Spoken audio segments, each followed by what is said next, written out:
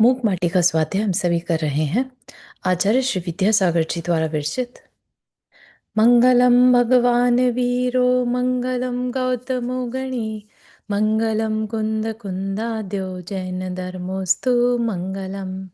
नमो हरिहंताणम नमो सेदाणम नमो आयिर्याणम नमो उवज्जायाणम नमो लोए सवसाहुणम।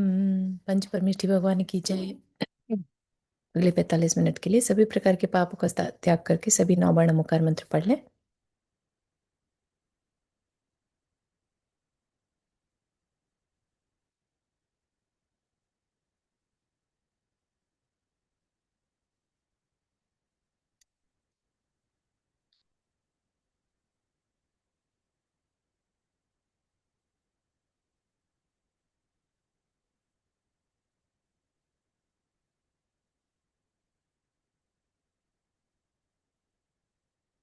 तो जो मूक माटी हमारा विषय चल रहा है, और बहुत बड़ा गैप आ गया बीच में, सॉरी अबाउट दैट।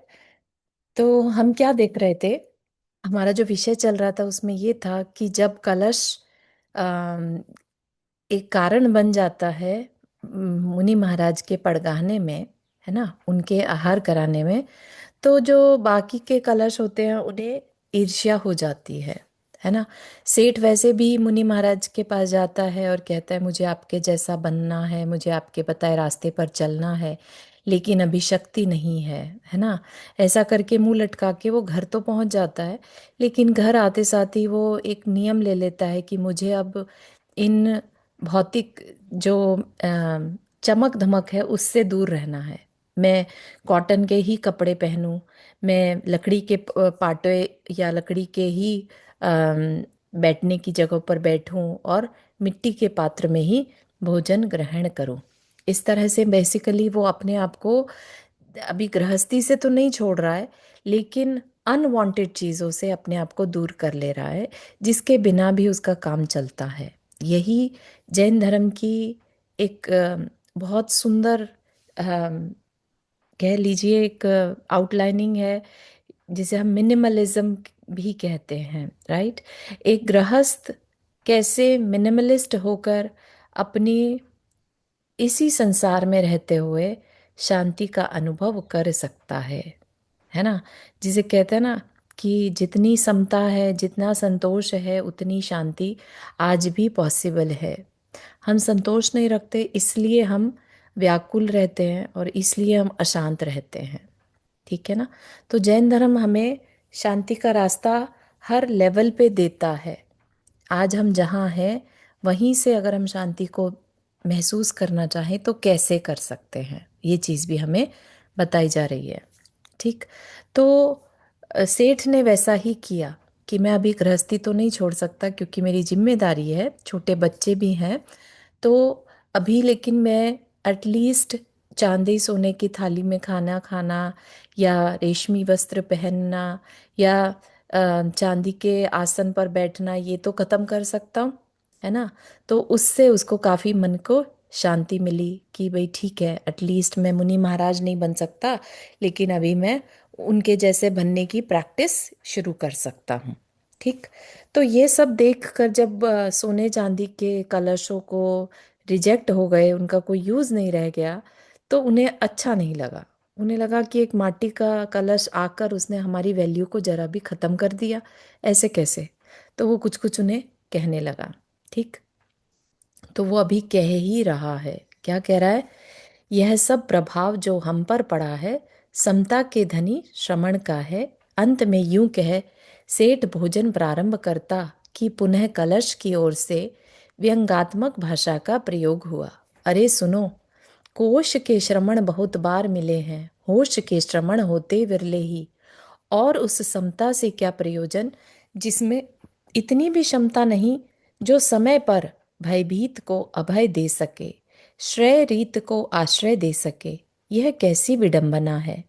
भव भीत हुए बिना श्रमण का भेष धारण कर अभय का हाथ उठाकर शरणागत को आशीष देने की अपेक्षा अन्याय मार्ग का अनुसरण करने वाले रावण जैसे शत्रुओं पर रणांगन में कूद कर राम जैसे श्रमशीलों का हाथ उठाना ही कलयुग में सतयुग ला सकता है, धरती पर यहीं पर स्वर्ग को उतार सकता है। ठीक है, बहुत लंबा सा पैराग्राफ हो गया, लेकिन क्या कह रहे हैं कि सेठ कहता है कि हम पर जो प्रभाव पड़ा है ये उस समता के धनी श्रमण का है। ठीक है, हमने जो चेंजेस लाए वो उस उनके संगति का असर है। ऐसा कह के सेठ तो अपना भोजन करने लगता है, लेकिन जो कलश है उसको अच्छा नहीं लगता है ना। तो जब अच्छा नहीं लग रहा होता और अंदर कड़वाहट होती है, तो उसी को व्यंग की भाषा यूज करके बोला जाता है ना, कि सरकाजम जिसे कहते हैं, व्यंग, है ना। बात को कहना थोड़े से मजाकिया अंदाज में, लेकिन अपने कड़वी बात को प्रेजेंट करना। क्या कह रहे हैं, अरे सुनो, कोश के श्रमण बहुत बार मिले हैं। कोश के श्रमण मतलब शब्दकोश, बेसिकली उसको कोश कहा है यहाँ पर, शब्दकोश के श्रमण। तो ऐसे श्रमण तो बहुत बार देखे हैं जो लिखे हुए हैं, सॉरी चेंज हो गया, है ना, जो लिखे हुए हैं सिर्फ, ऐसे तो बहुत बार देखे हैं। होश के श्रमण होते विरले ही। होश मतलब जिनमें वास्तव में अवेयरनेस हो, ऐसे। अब कलश है वो तो कुछ भी कह सकता है ना, तो इस तरह से उसको अच्छा नहीं लग रहा, तो वो ऐसा बोल रहा है। ठीक है, तो और क्या कह रहा है, उस समता से क्या प्रयोजन जिसमें इतनी भी क्षमता नहीं जो समय पर भयभीत को अभय दे सके, श्रेय रीत को आश्रय दे सके। कि ऐसी क्षमता, ऐसी समता से क्या प्रयोजन, मतलब ऐसा शांत रहना भी किस काम का जो भयभीत को अभय ना दे सके, जो समय पर भयभीत को अभय दे सके, श्रेय रीत को आश्रय दे सके। ठीक है, मतलब कि अम,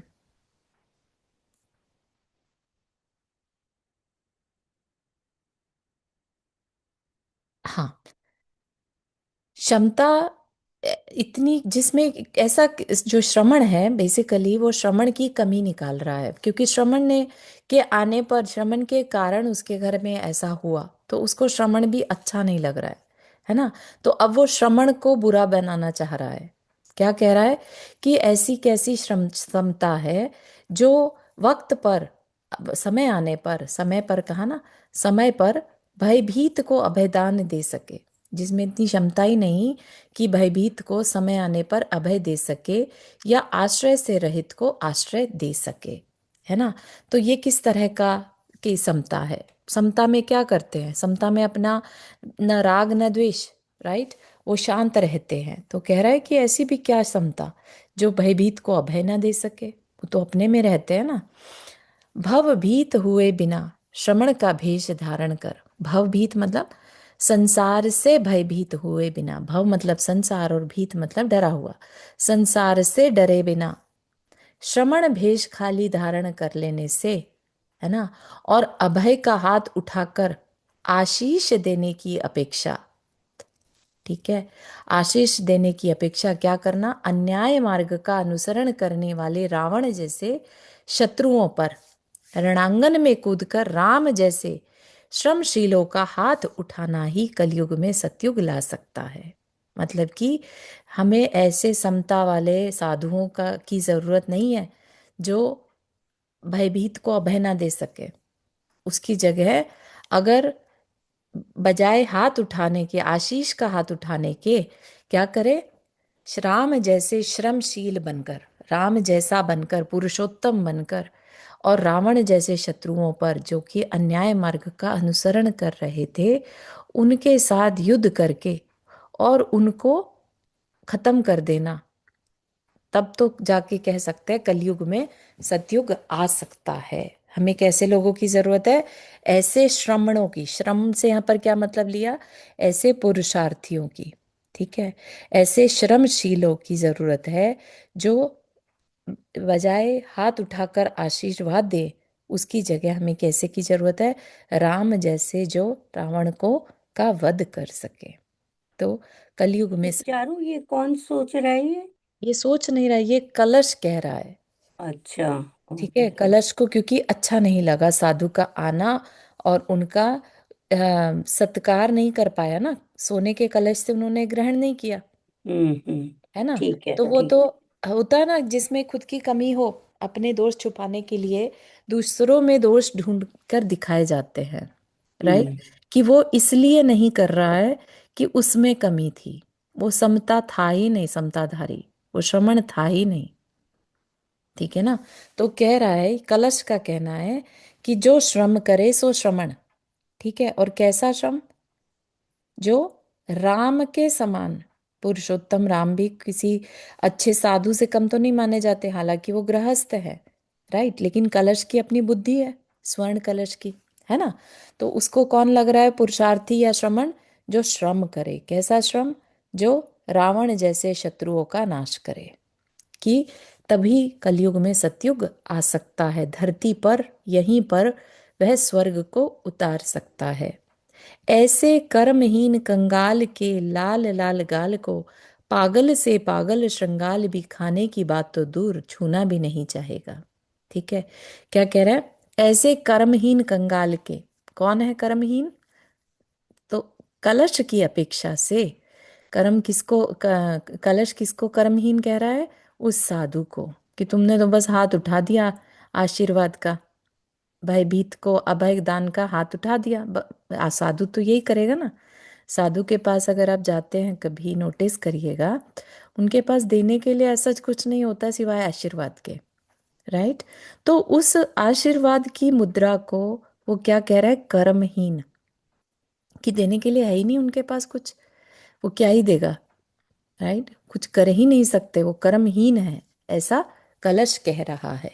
कर्महीन कंगाल के लाल लाल गाल को, यानी कि उनके भले ही लाल गाल हों, ऐसे लाल गाल वालों को तो पागल से पागल श्रृंगाल, श्रृंगाल होता है भेड़िया, ठीक है, वो तक नहीं खाना चाहता। बेसिकली वो इतना यूजलेस है कि उसको भेड़िया जैसा भी हाथ नहीं लगाना चाहता, ऐसा उस स्वर्ण कलश का कहना है।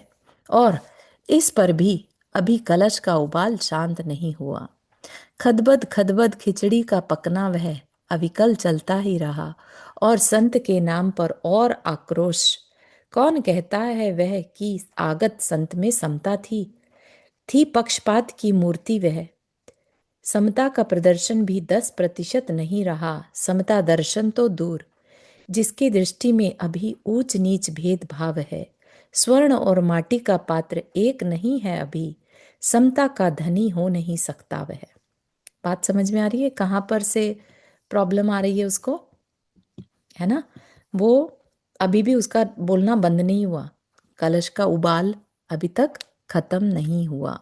और वो खिचड़ी जैसे होती है ना, खिचड़ी को पकने रख दो तो हल्की हल्की पकती रहती है, पकती रहती है, तो वैसा ही वो खिचड़ी के समान खदबद खदबद, मतलब वो बबल्स आना ना। अविकल चलता ही रहा, बोलता ही रहा। नंदा जी आपने हाथ रेस किया। एक्चुअली चारू जी, ये सिर्फ उसकी नहीं है, स्वर्ण कलश की, हमारे भी मन में जब कोई बात हो जाती है ना, बहुत चाहते हैं कि दूर से दूर हटे, दूर हटे, हम्म। लेकिन कुछ कुछ विचार आते रहते हैं। हम्म। क्या करना चाहिए ऐसे में? बिल्कुल। वही तो आज का ही लाइफ के बारे में तो बोल रहे हैं कि हम भी अगर किसी, हमें हमें लट से किसी ने नीचा दिखा दिया, राइट, हमारी बात को नहीं माना, हमारा अहंकार को ठेस पहुंच गई। अब हम कैसे मनाते हैं अपने आप को? अपनी कमी तो दूर नहीं करते, लेकिन हम दूसरे को ऐसा नीचा दिखा देते हैं कि उसमें ये कमी थी, उसको तो हमारी क्वालिटी पता ही नहीं चली। समझ रहे हैं आप? कंटिन्यूअस बोलते रहेंगे जब तक कि अपने अंदर का गुबार निकल नहीं जाए। लेकिन यहाँ पर वही चीज कह रहे हैं कि वो इस तरह का बिहेवियर हमें करना ही नहीं। हमें स्वर्ण कलश बनना है क्या? नहीं, है ना। तो अभी अपन को शांति से भी सुनते हैं और आगे चलते हैं कैसे उसको और क्या क्या कहा गया, बताया गया। ठीक है ना।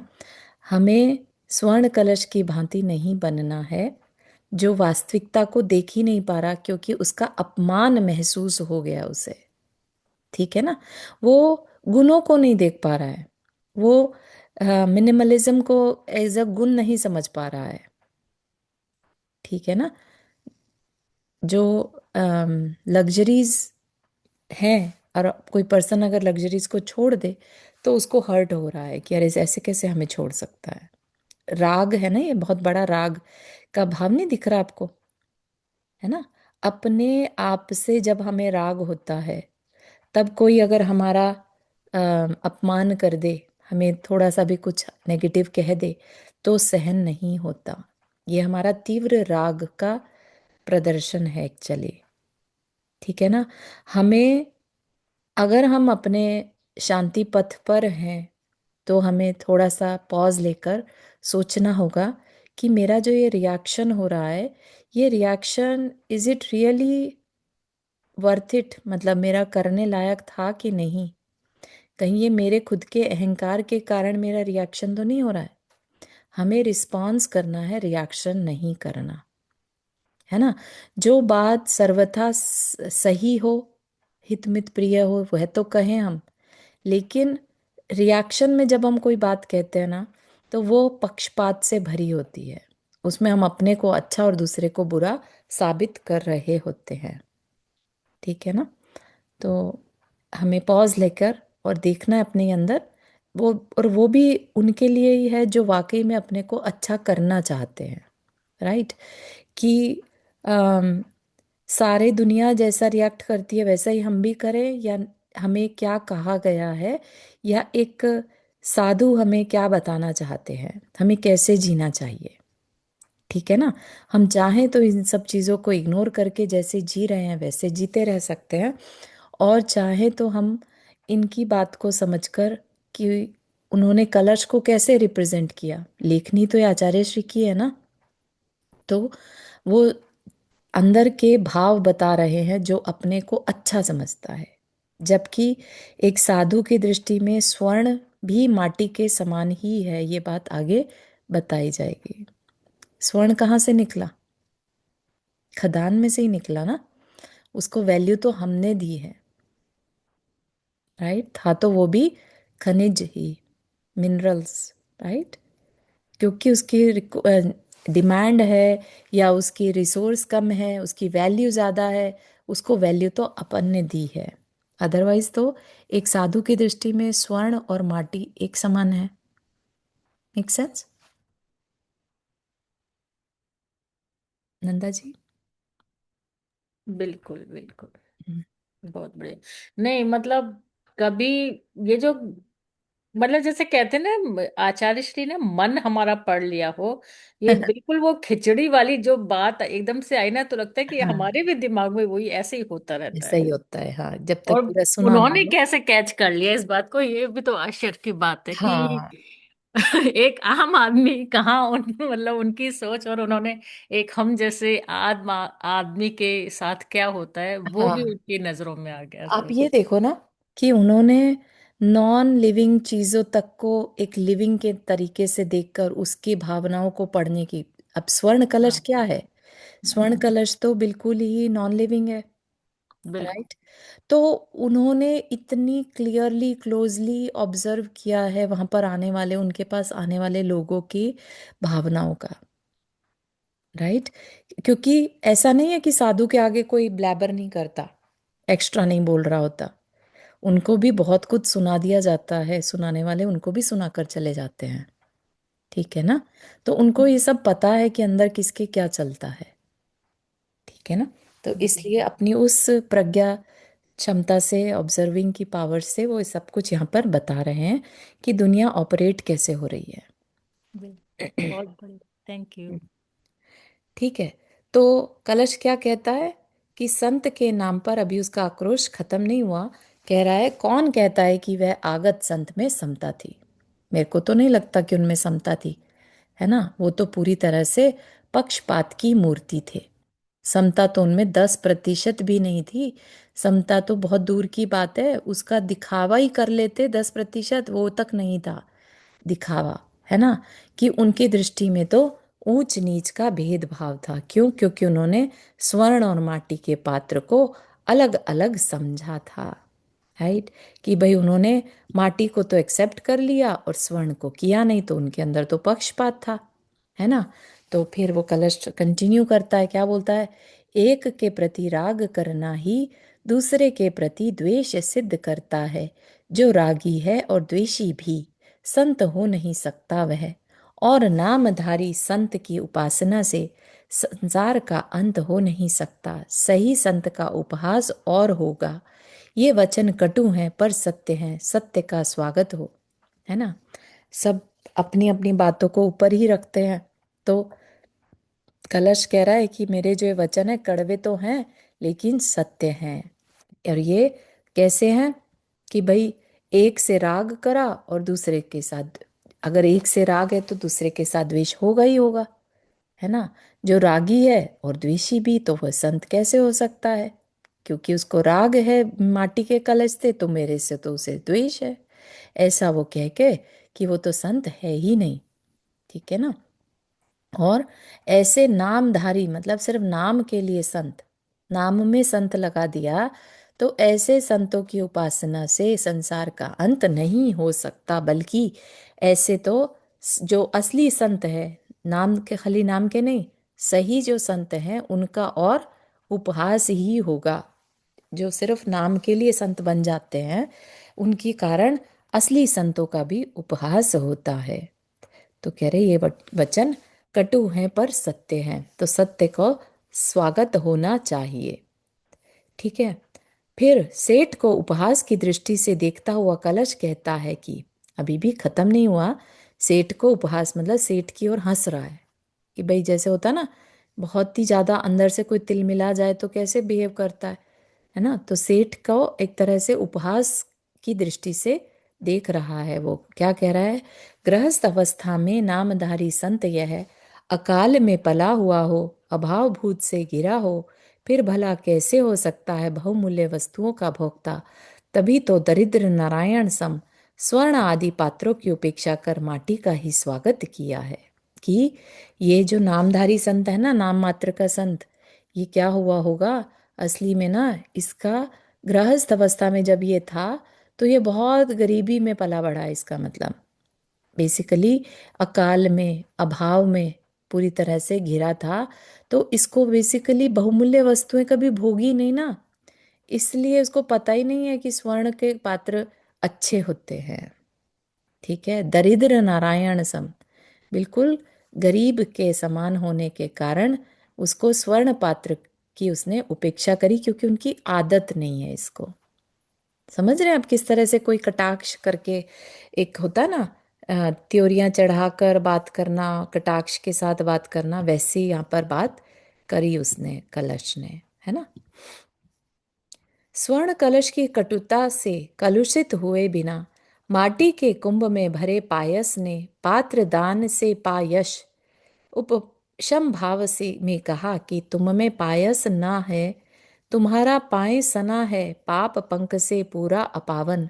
पुण्य के परिचय से वंचित हो तुम, तभी तो पावन की पूजा रुचती नहीं तुम्हें, पावन को पाखंड कहते हो तुम। जिसकी आंखों में काला पानी भी उतरा हो, देख सकता वह इस दृश्य को। तुम्हारी पापिन आंखों ने पी लिया रोग को पी लिया है, अन्यथा क्यों बनी है तुम्हारी काया पीली पीली।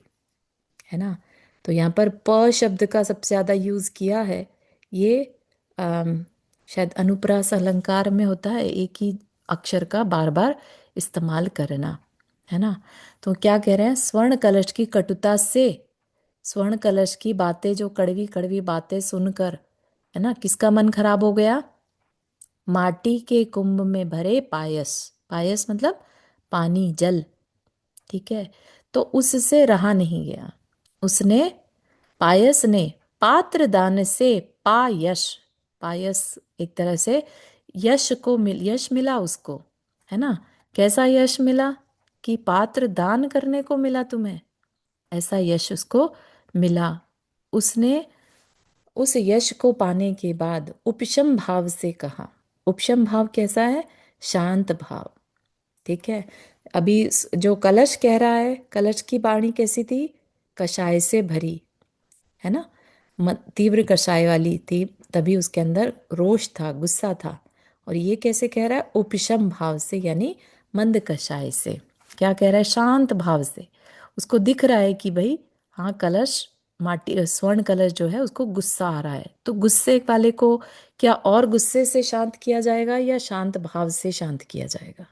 तो यहाँ पर ये भी सीखने वाली बात है कि कह रहे हैं उपशम भाव से कहा कि तुम में पायस ना है, कि तुम में शांति नहीं है, या पवित्रता। पायस मतलब जल, राइट? तो तुम जल जैसे नहीं हो ना। तुम्हारा पाए, पाए मतलब पैर, पैर पूरे का पूरा सना है पाप पंक से पूरा अपावन। तुम्हारा जो पैर है वो किस में फंसा है? कीचड़ में। पुण्य के परिचय से वंचित हो तुम, तुम्हें पुण्य करने नहीं मिला, है ना? तो परिचय, तुम्हें पुण्य पता ही नहीं है क्या होता है। तभी तो पावन की पूजा रुचती नहीं तुम्हें, पवित्र की पूजा तुम्हें पता ही नहीं है, कभी करी नहीं है तुमने, इसलिए तुम्हें रुच भी नहीं रही है वो। क्योंकि सेठ के नगर में आता नहीं था, आते नहीं थे साधु इतनी जल्दी, तो इसलिए उसको पता ही नहीं है ना? तो पावन की पूजा रुचती नहीं है तुम्हें, तो तुमने पावन की भक्ति कभी करी ही नहीं, प्रशंसा उसकी तुम्हें अच्छी ही नहीं लग रही। पावन को पाखंड कहते हो तुम, यानी जो पवित्र है उसको तुम पाखंड यानी गंदा झूठा कहते हो तुम। जिसकी आंखों में आ, काला पानी भी देख सकता वह इस दृश्य को, मतलब कि जो अम, आंखों में काला पानी भी देख सकता वह इस दृश्य को, तुम्हारी पापिन आंखों ने पीलिया रोग को पी लिया है। कि तुम्हारी काया पीली पीली हो रही है, यानी कि तुम्हें पीलिया रोग हो गया है। ठीक है? पीली रोग में कैसे हो जाती है? आंखें पीली हो जाती हैं, तो कुछ दिखता है तो वो अभी पीला पीला ही दिखता है ना? तो कह रहे हैं कि तुम्हें जो जिसकी आंखों में काला पानी भी देख सकता है वह इस दृश्य को, जिसकी आंखें में कुछ और ना दिख रहा हो वह भी इस दृश्य को देख पा रहा है। ठीक है? कि तुम्हारी जो ये आंखें चारू, हैं। काला पानी से क्या मतलब? वो काला पानी भी उतरो। हाँ।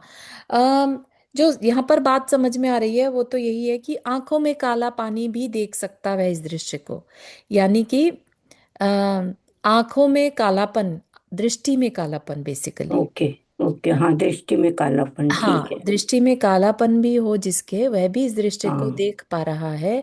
तुम्हें नहीं दिख रहा है क्योंकि तुम्हें ऐसा लग रहा है पीलिया रोग हो गया है। तुम्हारी हम्म। काया भी तो देखो कैसी पीली पीली पड़ गई है। ठीक है, थैंक यू।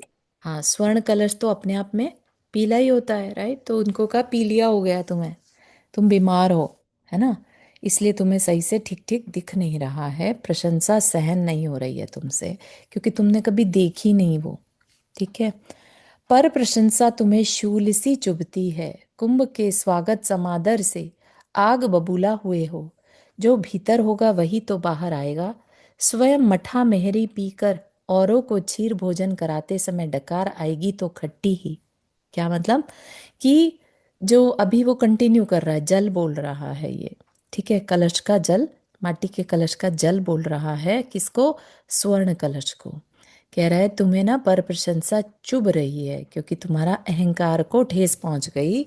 तुम तो स्वयं की प्रशंसा सुनना चाहते हो, तुम्हें पर प्रशंसा कहाँ अच्छी लगेगी, है ना? तो तुम्हें वो कांटे की तरह चुभ रही है। और इसीलिए जैसे कुंभ का स्वागत हुआ, तुम्हारे जैसा सम्मान उसे दे दिया गया, तो तुम आग बबूला हो गए। आग बबूला मतलब क्या? अंदर से रोष का भरना ही आग का जलना कहते हैं। द्वेष की अग्नि का जलना, है ना? ईर्ष्या की अग्नि में जलना। ठीक है? तो वो कह रहे हैं जो भीतर होगा वही तो बाहर आएगा। तुम्हारे अंदर आग है तो तुम आग ही तो उगालोगे। ठीक है? स्वयं मठा मेहरी पीकर औरों को क्षीर भोजन कराते समय, अगर किसी ने खुद तो मठा पिया है, दही का छाछ पिया है, और वो अगर दूसरों को दूध का सेवन भी करा दे, क्षीर, है ना, मीठा दूध का सेवन करा रहा है, तब भी अगर जिसने लस्सी पी है, छाछ पी है, उसको अगर डकार आएगी तो कैसी आएगी? भले ही वो दूसरे को वो मीठा दे रहा है, खट्टी डकार ही आएगी। यानी अंदर जो होगा वही बाहर आएगा। तुम स्वर्ण हो, उबलते हो झट से। माटी स्वर्ण नहीं है पर स्वर्ण को उगलती अवश्य। तुम माटी के उगाल हो। कितनी उसने एकदम मार्मिक उसको हर्ट किया। मतलब सच्चाई तो ये है ना कि तुम स्वर्ण हो, उबलते हो फट झट से, जल्दी से गर्म हो जाते हो। कभी नोटिस किया? अगर स्वर्ण के बर्तन को गर्म किया जाए और एक तरफ माटी के बर्तन को गर्म किया जाए तो कौन सा जल्दी से गर्म होगा? स्वर्ण का। मेटल जल्दी गर्म होती है ना। माटी स्वर्ण नहीं है, लेकिन वह स्वर्ण को उगलती अवश्य है, क्योंकि स्वर्ण कहाँ से निकला? माटी से ही निकला। तो तुम माटी के उगाल हो, यानी माटी ने ही तुम्हें बनाया है, एक तरह से तुम्हें निकाल फेंका है, तुम उसके उगाल हो। उगाल होता है मुंह का झूठन, बेसिकली मुंह का जो कुछ भी निकाल दिया जाए उसे मुंह का उगाल कहा जाता है। ठीक है ना। आज तक न सुना न देखा और न ही पढ़ा कि स्वर्ण में बोया गया बीज अंकुरित होकर फूला फला लहराया हो पौधा बनकर। हे स्वर्ण कलश, दुखी दरिद्र जीवन को देखकर जो द्रवीभूत होता है वही द्रव्य अनमोल माना है। दया से दरिद्र द्रव्य किस काम का? माटी स्वयं भीगती है दया से और औरों को भी भिगोती है। माटी में बोया गया बीज समुचित अनिल सलिल पा पोषक तत्वों से पुष्ट पूरित सहस्त्र गुणित हो फलता है। क्या कह रहे हैं?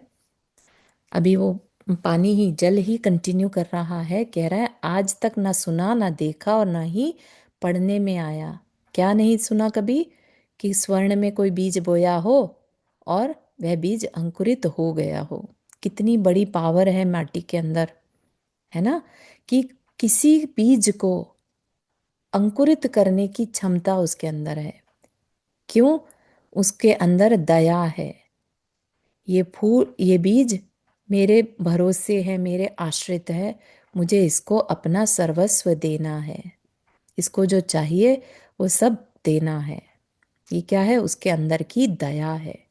वह दया से भीगा हुआ है। माटी स्वयं भीगती है दया से और औरों को भी भिगाती है। माटी में बोया बीज समुचित अनिल सलिल, अनिल होता है हवा, सलिल होता है पानी, है ना, हवा पानी पाकर पोषक तत्वों से पुष्ट पूरित सहस्त्र गुणित हो फलता है। कौन फलता? कौन है? बीज, है ना। माटी उसको आधार देती है, उसके जीवन को स्टार्ट करने के लिए पूरा सपोर्ट करती है। माटी के स्वभाव धर्म में अल्पकाल के लिए भी अत्यल्प अंतर आना भी विश्व के श्वासों का विश्वास ही समाप्त यानी प्रलय काल का आना है। क्या कह रहे हैं? अगर माटी अपने स्वभाव को बदल दे, जो उसका दया का स्वभाव है, वो अपने स्वभाव को बदल दे कि मैं बीज को सपोर्ट नहीं करूंगी, क्या होगा? अल्पकाल के लिए भी अगर माटी ये कैसे कह दे, टाइम से बीज को ना अंकुरित होने दे, है ना, तो क्या होगा? प्रलय काल आ जाएगा, हर तरफ भूखमरी फैल जाएगी, हर तरफ हरियाली सारी सूख जाएगी, क्योंकि बीज समय पर अगर उसको सपोर्ट नहीं मिले तो वो मर जाएगा, है ना। तो माटी के स्वभाव धर्म में अल्पकाल के लिए भी अति अल्प अंतर आना भी विश्व के श्वासों का विश्वास ही समाप्त यानी प्रलय काल का आना है। ठीक है ना। तो सारी प्रकृति अपने अपने समय पर अपने अपने स्वभाव से कार्य करती है, उसमें जरा भी चेंज कहीं पर भी आता है तो प्रलय आने जैसी व्यवस्था बन जाती है। ठीक है ना। तो प्रकृति को हम समझें और कहीं ना कहीं हम भी प्रकृति का ही हिस्सा है, ऐसा समझकर अपने आप को भी प्रकृति से जोड़े रहे, है ना। हमारा कभी नोटिस, आई डोंट नो किया कि नहीं किया, हाथ में कितनी छोटी छोटी नसें रहती हैं, सब अपना अपना काम कर रही होती हैं, है ना। ब्रेन की एक एक चीज, each and every body part, जिसका कि साइंटिस्ट है या बड़े बड़े डॉक्टर्स हैं, फिजिशियंस हैं, ये सब आइडेंटिफाई तो कर लेते हैं कि अरे ये काम जो हो रहा है ना, अगर इतने ये इस तरह से न्यूट्रिशन नहीं गया तो ये होगा, इतने बजे खाना नहीं गया तो ये होगा, इतनी नींद पूरी नहीं हुई तो ये होगा। लेकिन वो एक रिदम, एक बॉडी की फंक्शनिंग को तो उन्होंने कहीं से बनाया नहीं है ना, वो तो नेचर है। उसको अंडरस्टैंड भले ही वो कर ले, कॉपी करने की कोशिश भले ही कर ले, लेकिन आज तक कोई भी साइंस इस बॉडी को बना नहीं सकी है ओरिजिनल। वो फेक भले ही बना दे, है ना, कॉपी भले ही कर दें, लेकिन रियल जो अपने आप में एक बॉडी, मिराकलस बॉडी जो जिसे कहते हैं ना, कि अगर हल्का सा भी कट लग गया तो अपने आप बॉडी उसको हील करने के लिए जुट जाती है। कोशिकाएं जो होती है, सेल्स होती हैं, उसको हील करने में लग जाती हैं। आज तक कोई ऐसा सिस्टम बना है जो अपने आप हीलिंग प्रोसेस कर दे, है ना? कंप्यूटर भी खराब होता है तो उसको किसी के पास लेके जाना पड़ता है ठीक होने के लिए, राइट? अपने आप हील होना भी वह नहीं जानता। तो ऑटो कहते हैं ना कि एआई जो है, इंटेलिजेंस है उसके अंदर, ऑटोमेटेड इंटेलिजेंस, राइट? चारू, मिट्टी का तो एक और है, मिट्टी नेचर से, मिट्टी से शरीर को ठीक किया जाता है, बीमारी को। हीलिंग की जाती है, बिल्कुल सही है ना? तो हीलिंग पावर है क्योंकि उसके अंदर दया है, ये कहना चाह रहे हैं। माटी से कनेक्टेड रहेंगे, ग्राउंडेड रहेंगे, तो हम भी कभी अहंकार में डूबेंगे नहीं, है ना? माटी में इतने गुण होने के बाद भी वो अपने ऊपर अहंकार नहीं करती कि मेरे बिना तो दुनिया नहीं चल सकती। इंसान तो फट से सोच लेता है मेरे बिना ये परिवार नहीं चल सकता, मेरे बिना ये कम्युनिटी नहीं चल सकती, राइट? लेकिन माटी जिससे कि सब कुछ चल रहा है, हम सब चल रहे हैं, और वही हमें क्या मैसेज दे रही है, ठीक है ना? तो वह मैसेज हमें लेना है कि हमें भी ग्राउंडेड रहना है, ठीक है ना? और क्या कह रहे हैं? एक बात और है कि हे स्वर्ण कलश, यथार्थ में तुम स्वर्ण होते तो फिर वह दिनकर का दुर्लभ दर्शन प्रतिदिन क्यों ना होता तुम्हें। हो सकता है दीवांध सम प्रकाश से भय लगता हो तुम्हें, इसलिए तो बहुत दूर भूगर्भ में गाड़े जाते हो तुम। संभव है रसातल में रस आता हो तुम्हें। तुम्हारी संगति करने वाला प्राय दुर्गति का पथ पकड़ता है, यह कहना असंगत नहीं है। तुम्हें देखने मात्र से बंधन से साक्षात्कार होता है। बंधन बद्ध बंधक भी हो तुम स्व और पर के लिए। बहुत डीप बात कही है यहाँ पर। एक और बात, यथार्थ में तुम स्वर्ण होते तो क्या कह रहे हैं? कि हे स्वर्ण कलश, यदि तुम वास्तव में सुवर्ण, स्वर्ण मतलब यहाँ पर क्या ले लिया? सवर्ण, सवर्ण मतलब अच्छे कुल वाले, ठीक है? सुवर्ण होते तो फिर अगर कोई अच्छे कुल से बिलोंग करता है तो वहां पर क्या परंपरा है? डेली सूर्य के दर्शन करना, है ना? अच्छे दिन की शुरुआत सूर्य के दर्शन से ही होती है। दिन अच्छा जाता है, हमें एनर्जी मिलती है, विटामिन डी मिलता है, राइट? तो कह रहे हैं कि सूर्य का दर्शन तुम्हें क्यों दुर्लभ होता है? तुम्हें तो डेली नहीं मिलता, है ना? कहीं ऐसा तो नहीं है कि दीवांध सम, दीवांध मतलब उल्लू को दीवांध कहते हैं, जो दिन में जिसे दिखाई ना दे।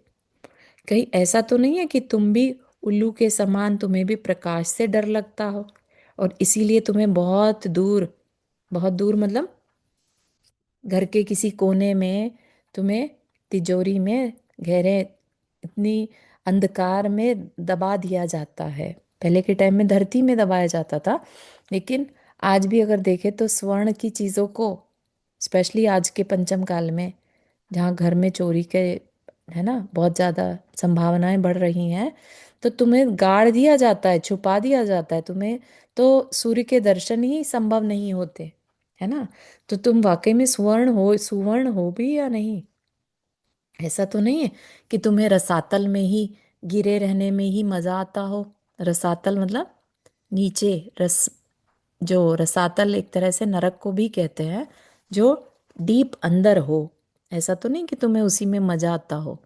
और वैसे भी तुम्हारी संगति करने वाला प्राय दुर्गति का पथ पकड़ता है। जिसके पास बहुत स्वर्ण हो, उसके अंदर ऐब, गलत संगति आए मात्र आए बिना नहीं रहती। कह रहे हैं तुम्हारी संगति करने वाला प्रायः दुर्गति का रास्ता पकड़ लेता है, यह कहना असंगत नहीं है। कहना में कोई कम बुराई नहीं है। यहाँ पर असंगत मतलब ये बात यहाँ पर पूरा फिट बैठती है। ठीक है। और तुम्हें देखने मात्र से ही बंधन से साक्षात्कार होता है। ऐसा लगता है जैसे हम फ्री नहीं है। क्यों? क्योंकि एक राग का संबंध।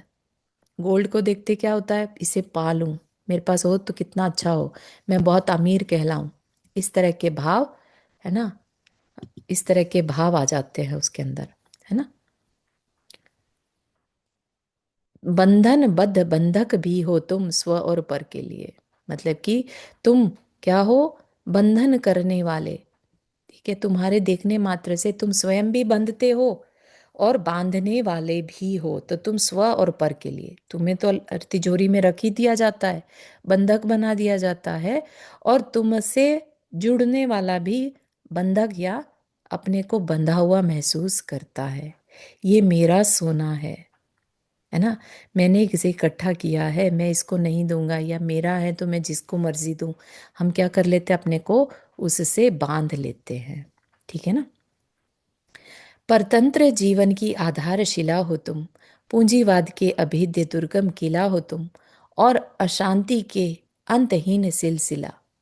क्या है? परतंत्र जीवन के मूल आधार, आधारशिला हो तुम। परतंत्र जीवन मतलब जो तुम्हें पाले, या तुम्हारा अपना स्वयं का जीवन कैसा है, परतंत्र है, दूसरे पर निर्भर करता है। कोई तुम्हें बाहर निकाले तो निकल जाओगे, नहीं तो बंधे हो, है ना। तो परतंत्र जीवन की आधारशिला हो, और पूंजीवाद के अभिद्य, पूंजीवाद के अभिद्य मतलब कैपिटलिज्म को बढ़ाने वाले हो तुम, है ना। जो कि भाई अमीर गरीब वाली जो भूमिका बनती है, जिसके पास ज्यादा स्वर्ण है वो अमीर कहलाएगा, पूंजीवाद है, पूंजी कहलाते हैं ना, स्वर्ण हमारा, हमारी कैपिटल कहलाती है, राइट। आज अमेरिका के पास गोल्ड है बहुत सारा, तो वो सबसे स्ट्रॉन्ग कंट्री में गिना जाता है। दुर्गम किला हो तुम और अशांति के अंतहीन सिलसिला। दुर्गम किला मतलब तुम्हारे तक पहुंचना इजी नहीं रहता है, राइट। दुर्गम किला, जो जिसको पाना आसान ना हो, जिसको पाने के लिए लोग फाइट करते हैं, राइट। ऐसे हो तुम, और अशांति के अंतहीन सिलसिला। अशांति, तुम्हारे आसपास सदा अशांति ही अशांति है। हे स्वर्ण कलश, एक बार तो मेरा कहना मानो, कृतज्ञ बनो इस जीवन में, माँ माटी को अमाप मान दो, मात्र माँ माँ नाम लो अब। क्या करना? ग्रैटिट्यूड फील करना कि हे स्वर्ण कलश, एक बार मेरा कहना मान लो। क्या करो?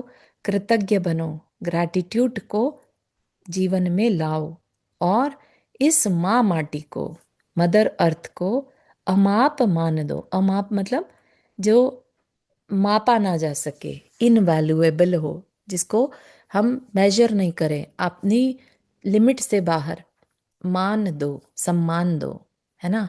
और माँ माँ की अब रटन लगाओ, माटी को सम्मान दो। ठीक, बात समझ में आ रही है? चारू जी, इसमें मीन्स ऐसे कहना है कि हम अभी पर में हम उलझ गए हैं। हमें जब स्व में पहुंचना है तब तक आपको मीन्स स्व तक पहुंचना है तो हमें ही प्रयत्न करना है।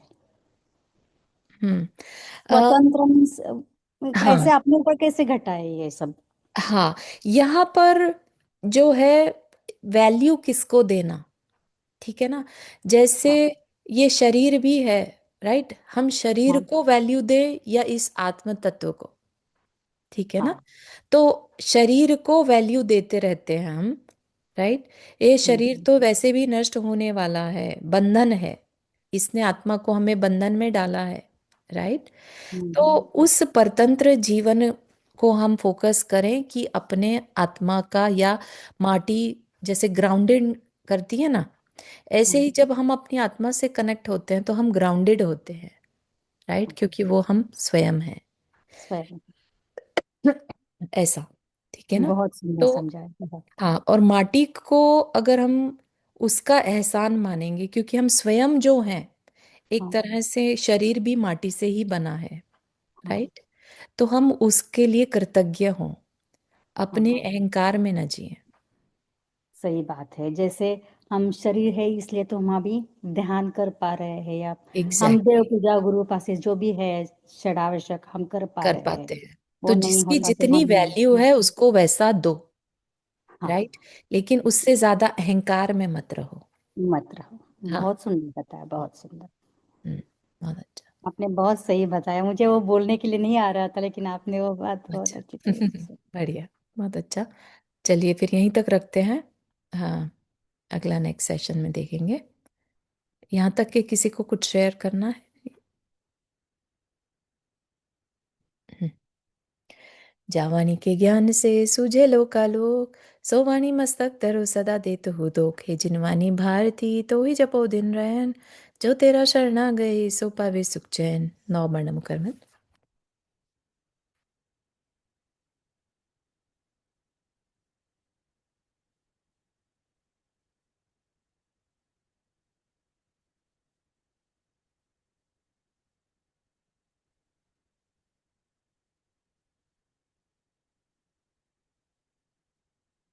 सभी को जय जिनेन्द्र। जय जिनेन्द्र। जय जिनेन्द्र। जय जिनेन्द्र। जय जिनेन्द्र।